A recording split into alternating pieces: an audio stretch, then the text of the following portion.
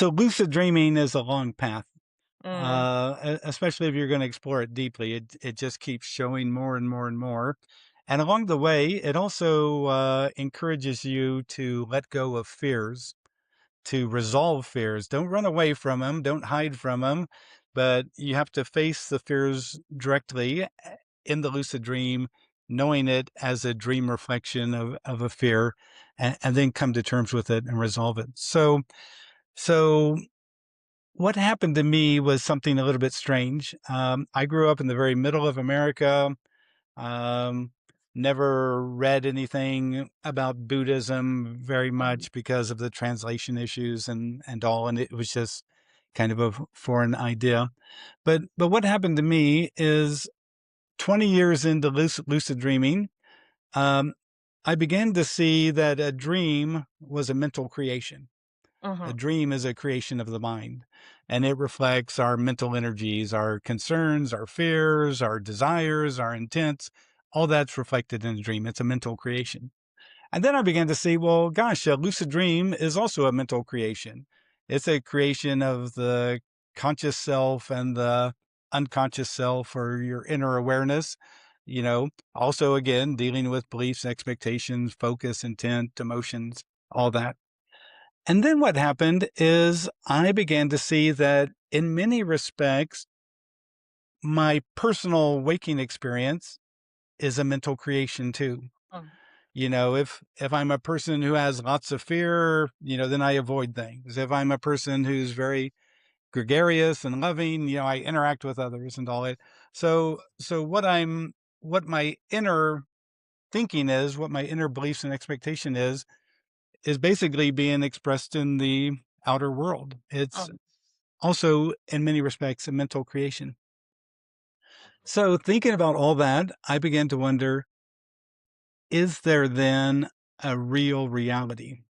Is mhm, there a reality that isn't influenced by my thinking, my beliefs, my expectations, my emotions, my viewpoint, my interpretation? And how would you get to a real reality? And suddenly, as I'd fall asleep, I would find nothing but blue light. The entire night was blue light. And really, I remember the first night it happened. I woke up and I thought, what do I put in my dream journal? Blue light? I mean, there was no me, no action, no symbols, no anything, just this expansive blue light. And this began to occur, every week or so, I would have a night of nothing but blue light.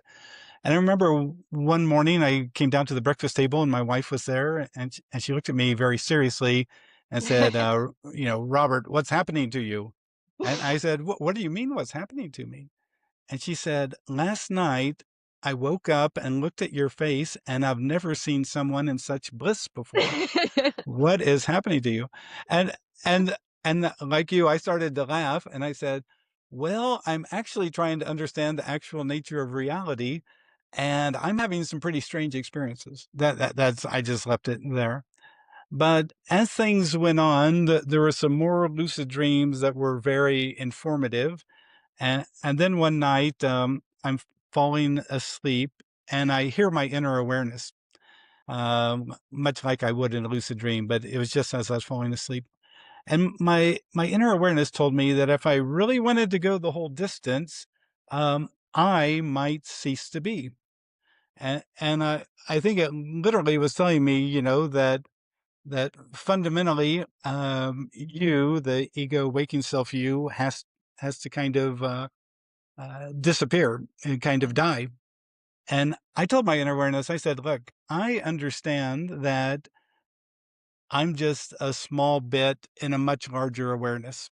I'd interacted with the inner awareness so much that I knew its creativity, was 1,000 times my creativity, and its knowing was 1,000 times my knowing. So I told my inner self, I agree to cease to be. Otherwise, this life will be continue to be a giant kind of mystery, tragic comedy. Anyway, so that night, if you can imagine this, imagine light as awareness.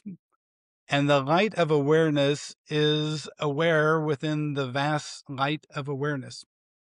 And there you are, aware light, maintaining its awareness, aware. And this experience went on for a while, then boom, it stopped. And now there's a gentleman in a robe standing there. And I looked at him and I said, "What was that? Was that a lucid dream?" And he goes, "Oh no, to enter a lucid dream, go here." And I step into that space, and now I'm going through a tunnel of light, and I pop into a lucid dream, consciously aware. But in the morning, I thought, what was that first experience, that you know this aware light in awareness? And I'll tell you what I could liken it to at that moment. At that moment, I thought it was like a voluntary near-death experience. Oftentimes in near-death experience, people say, "Oh, my body's dying," and all of a sudden there's this brilliant light. Well, it was like I agreed to surpass all that and just go directly into the light.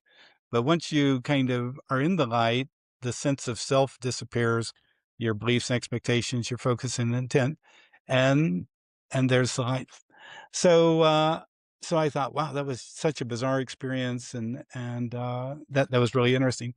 It's probably 3 years later, I was at an International Association for the Study of Dreams conference, and there was a speaker there, Tenzin Wangyal Rinpoche, who had just written the Tibetan Yogas of Dream and Sleep, a new book he had written.